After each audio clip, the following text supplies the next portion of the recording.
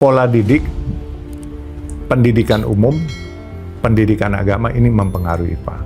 Karena di agama kami, terutama saya Islam, itu diajarkan.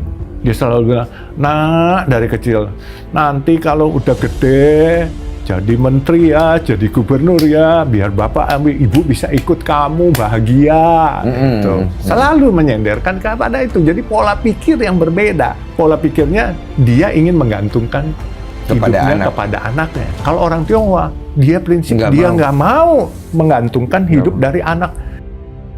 Yusuf Hamka adalah salah satu orang terkaya di Indonesia dengan harta kekayaan mencapai triliunan rupiah.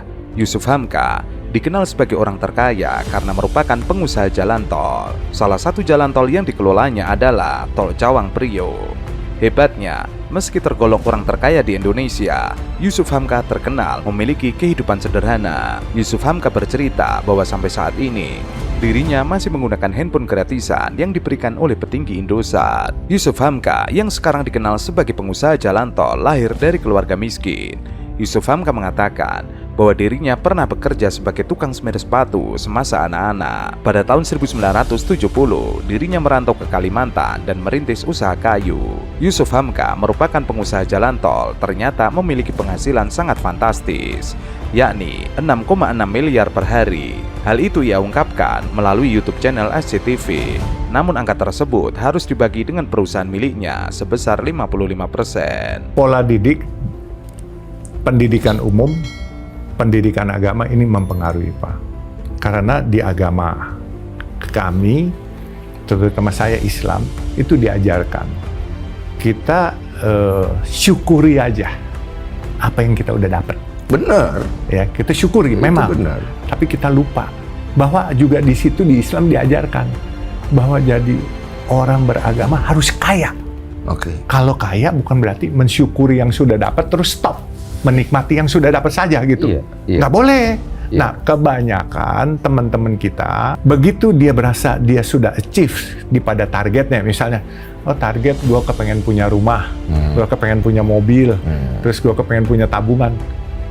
Udah, dia stop. Dia mulai bermalas-malasan. Nanti anak makin gede, sekolah makin mahal. Ntar ada anak yang kakinya patah, tabrakan juga. Dan terus kan tingkat inflasi juga setiap tahun kan pasti berubah. Nah, sehingga biasanya mereka kalah. Nah, sedangkan si Tionghoa ini selalu diajarkan pola hidup hemat dan selalu uber cuan terus karena mempersiapkan diri kalau nanti keadaan susah. Nah, di orang Tionghoa itu selalu ada diajarkan, lu nggak boleh lebih miskin dari anak-anak lu. Nah, itu kami diajarkan. Karena wibawa lu nggak akan ada nanti kalau lu sampai minta duit dari anak.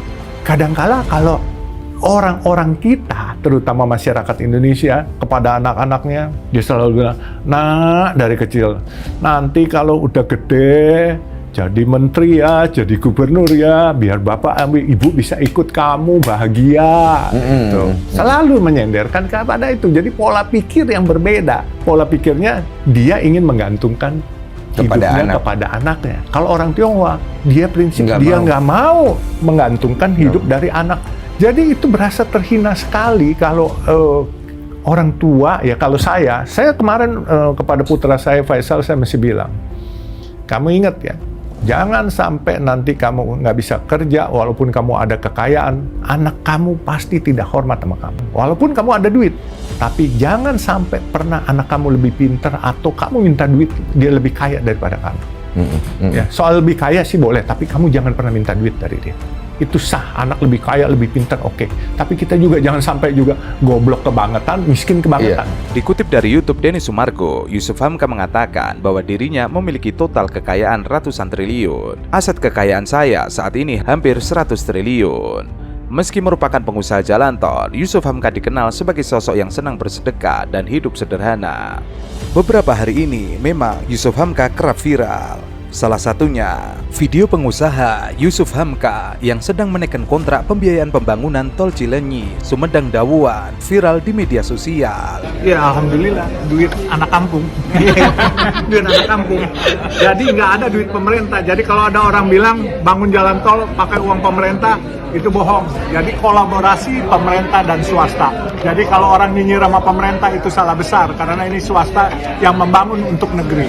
Ini kita bukan jalan tol satu-satunya, ya, kita udah ada 6 dan kita akan bangun lagi nanti Harbor 2 juga kita akan dibiayai lagi oleh Bank Syariah dan PT SMI. Sorry ya Bank Syariah. Bank Syariah dia memakai benar-benar hukum syariah. Jadi nanti kita juga setelah itu akan membuat jalan tol kita jalan tol syariah. Nanti sahamnya juga saham syariah yang akan dipublikasi mungkin tahun depan ya, karena sekarang sedang digodok dengan akademisi dan BPJT. Kemudian di rest area ini kita akan bikin lokasinya 15 hektar rest area yang ada Masjid Baba Alun kiri kanan dan jalur kiri kanan bisa terhubung dengan jembatan di atas. Nah, terus kita bikin outlet yang mewah dan UMKM juga tetap ada. Yang mewah itu maksudnya buat orang-orang yang mau cari barang-barang bermerek, yang branded, bisa juga dapat di situ. Nah, selanjutnya yang middle low, yang seperti di Ciamplas, kita kasih juga kesempatan untuk buka di sana. Pokoknya nanti Tol Cisumdawu bukan hanya terowongan kembar, tetapi nanti ada outlet seperti di luar negeri, ada kayak di Basto di Amerika atau di Jepang kayak Gotemba. Pokoknya datang ke sono, harap berdharma wisata sambil belanja. Oh pasti bukan hanya ekonominya, tapi tanah di sekitar situ akan ikut merangkak naik, ya kan? Jadi multiplier efeknya untuk kebangkitan ekonomi kita. Yusuf Hamka melalui PT Citra Karya Jabar Tol memimpin kelanjutan proyek Tol Cisumdawu setelah mendapatkan pembiayaan sindikasi dari Bank Syariah Indonesia. Pembiayaan itu merujuk perjanjian pengusahaan jalan tol Cisumdawu.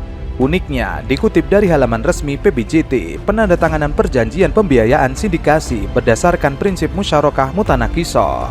Ia mengatakan baru tanda tangan 28 Desember 2022.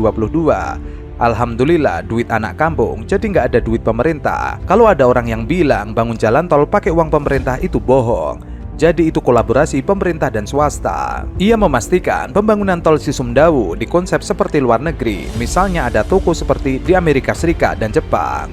Pokoknya nanti tol Cisumdawu bukan hanya terowongan kembar, tapi nanti ada outlet seperti di luar negeri, ada kayak di Boston, Amerika, atau kayak di Jepang. Ia menyampaikan pembangunan tol Cisumdawu bukan satu-satunya yang sudah dikerjakannya. Babah Alun mencatat sudah 6 tol yang digarapnya di bawah PT Citra Marga Nusa Pala Persada. Setelah itu pihaknya siap mengerjakan tol Harbor 2 rute Ancol Timur Pluit sepanjang 9,6 km.